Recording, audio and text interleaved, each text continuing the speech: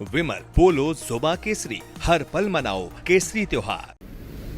सतीश जी, कुछ उदाहरण तो मैंने दे दिए। यह कहना तो गलत होगा ना सतीश जी कि अगर वोटर टर्नआउट बढ़ रहा है तो सत्ता परिवर्तन निश्चित है। और दूसरा, आपके हिसाब से ये इतना वोटर क्यों निकल के आ रहा है बाहर? सतीश जी बोलिए। देखिए, जो भी बिहार में दल और गठबंधन है, उन्होंने जो पूरा जोर लगाया है वो एक कारण है कि उनके सारे के वोटर्स निकले, और सारे के वोटर्स निकले। पहली बात तो ये है। तो मैं आपकी बात से सहमत हूं कि ज्यादा निकल गए तो सत्ता चली जाएगी, नहीं निकले तो सत्ता बची रहेगी। ये सब कोई थियरी नहीं है। सीधी सी बात है, मैंने शो पर आपके पहले ही कहा था कि यहाँ जो कोई अलग एक कोई दल जो है, कोई विजेता है ही नहीं। वहां पे एक दल कोई है ही नहीं। अगर एनडीए में तो 101 सीट बटा हुआ है, इसी प्रकार से महागठबंधन में सीटें बटी हुई है। तो किसी का अपने बलबूते वर्चस्व है ये तो है नहीं। तो व्यक्ति पे बात आती है। हाँ। व्यक्ति पे जहां तक बात आती है तो मुझे जो लगता है, चाहे पहला राउंड हो, व्यक्ति के रूप में नीतीश के आगे सब बौने हैं, नतमस्तक हो चुके हैं। बीजेपी समेत सबसे ज्यादा अगर झटका लगा होगा तो मैं आपको बताता हूं अंदर से, वो नीतीश को तो मानने के लिए नहीं तैयार थे। तो नीतीश के नाम पर आप तो उनको आज अगर किसी का कंधा है तो नीतीश का है। नीतीश के कंधे पर ही एनडीए का झंडा है, ये समझ लीजिए। अगर बीजेपी सोच रही है कि उनके बलबूते जो है नीतीश हैं, तो ये बिल्कुल वो भूल जाएं, एकदम भूल जाएं।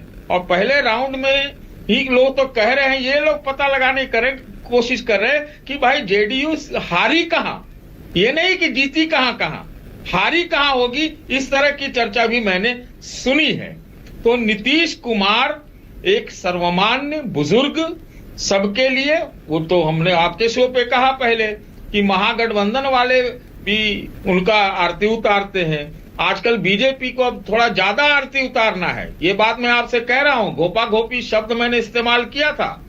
आज बीजेपी के दफ्तर में सुना है मैंने कि नीतीश जी का बड़ा सा पोस्टर लग गया है।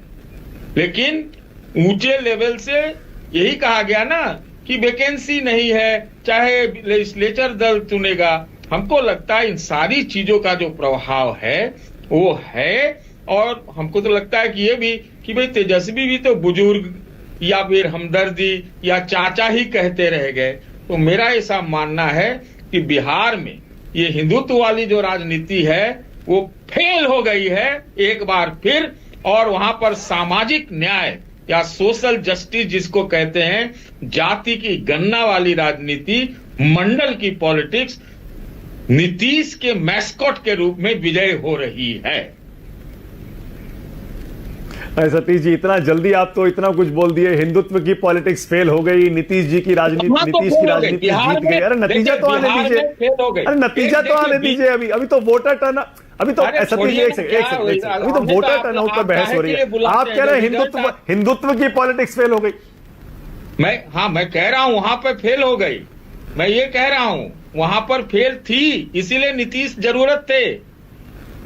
अगर अपने बलबूते इतनी ताकत आ जाए, 80-20 वाला ताकत आ जाए, तो आपको क्या जरूरत है नीतीश की? लेकिन गलती इनसे एक हो गई। ये लोग सिर्फ 101 सीट पे मान गए, यही दिक्कत हो गई।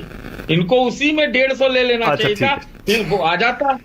तब तो ज्यादा से ज्यादा 101 आ सकता है ना। 101 तो उधर है और बाकी 101 उधर है। और सुनिए, और विपक्ष में आरजेडी के पास शायद 143 सीट पे लड़ रहे हैं। तो उस चीज को देखिएगा ना, वहां पर क्रॉस बॉर्डर संबंध रहते हैं।